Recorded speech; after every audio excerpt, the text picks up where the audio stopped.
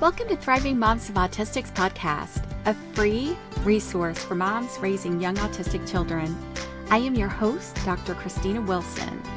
I created Thriving Moms of Autistics after years of experience working with families and having my own autistic child. I coach moms of young autistics one-on-one to tap into their strengths, create a supportive community, set firm boundaries, and raise their autistic child with confidence. Subscribe to the podcast and check out the earlier episodes so you don't miss a thing. Now, let's get to it. Hi, Mom.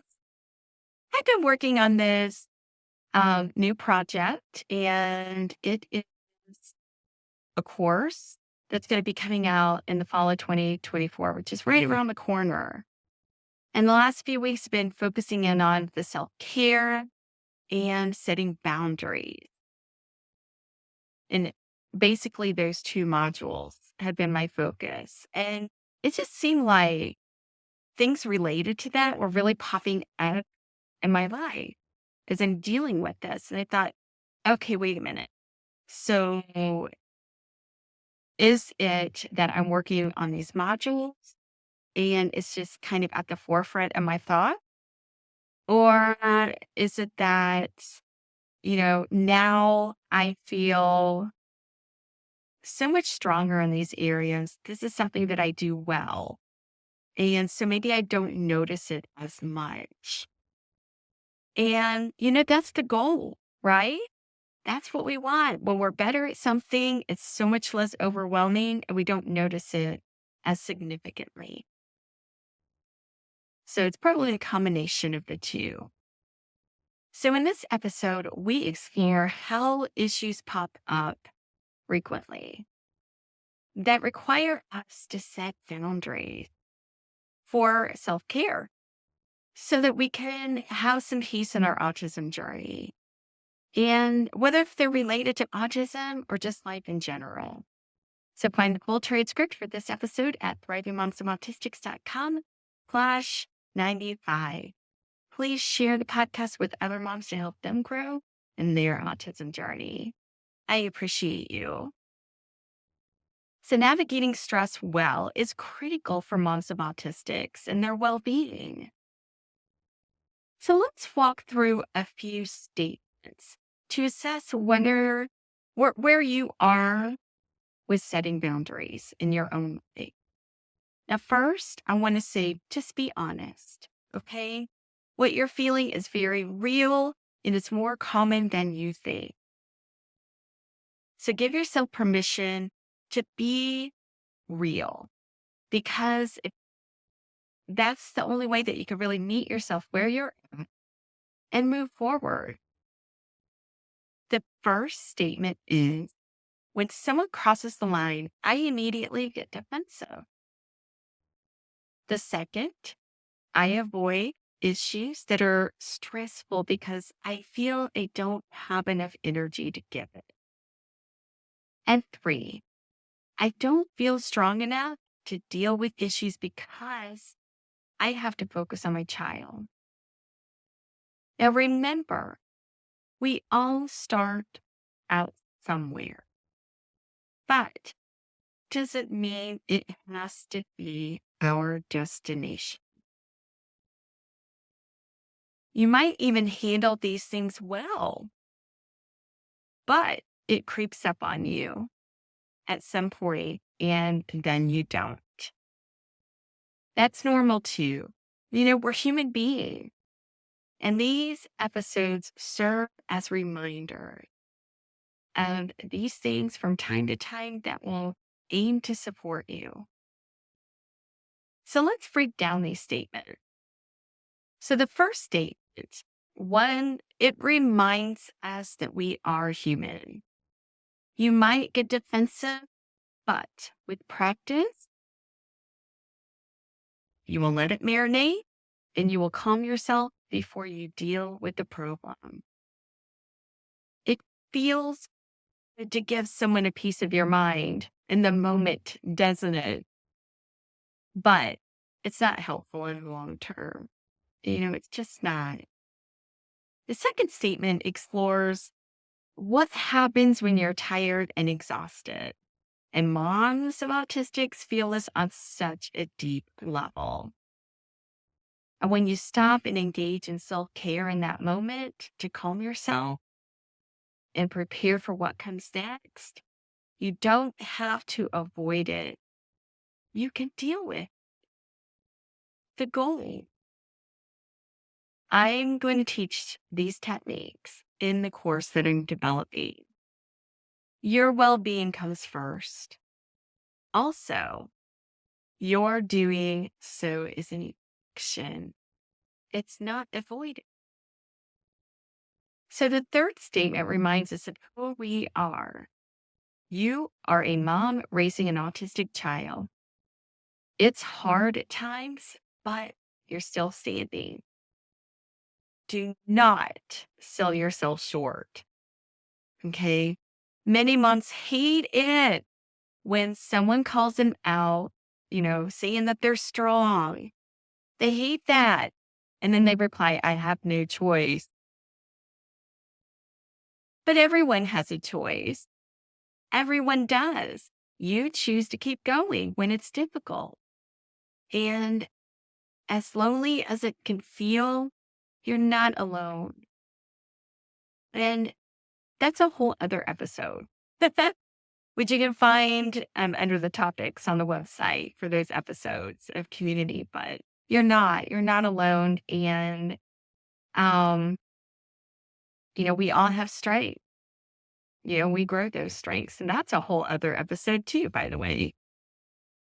And I think sometimes we feel so uncareful when someone says that to us because there's so many emotions that we're feeling. We're experiencing so much in the weight of all of it. So it's understandable.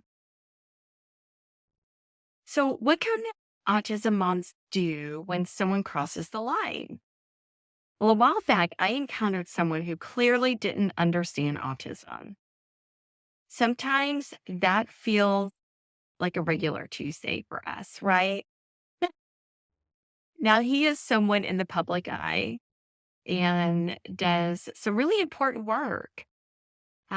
He is great at his job, but no human being knows everything, right?